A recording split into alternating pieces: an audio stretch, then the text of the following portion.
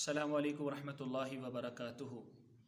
نحمدہ ونصلی علی رسولہ الکریم، اما بعد فاعوذ باللہ من الشیطان الرجیم، بسم اللہ الرحمن الرحیم۔ قل ان کنتم تحبون اللہ فاتبعونی یحببکم اللہ ویغفر لکم ذنوبکم۔ اللہ رب العالمین نے قرآن کریم میں حکم دیا،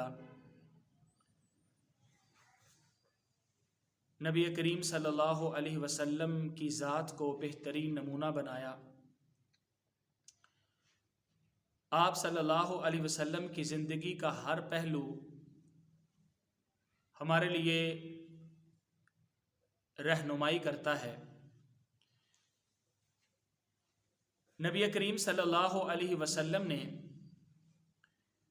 جہاں ہمیں دوسرے معاملات سمجھائے، وہاں لین دین کے معاملات کے بارے میں بھی بڑے ہی خوبصورت انداز میں ہماری تربیت کی۔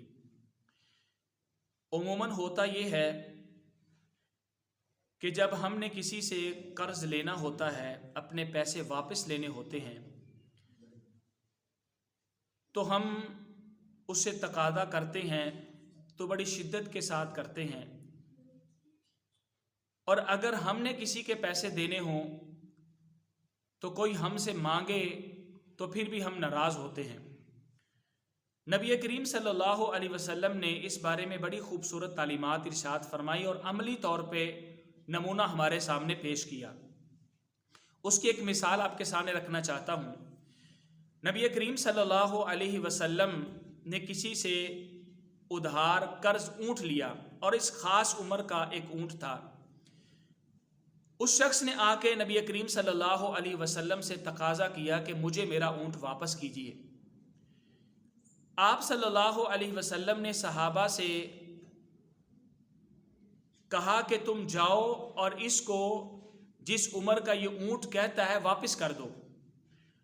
صحابہ کرام رضوان اللہ مجمعین نے تلاش کیا، لیکن اس عمر کا اونٹ جو اس کی ریکوائرڈ تھی وہ نہیں مل سکا، لیکن اس سے بہتر اونٹ مل گیا۔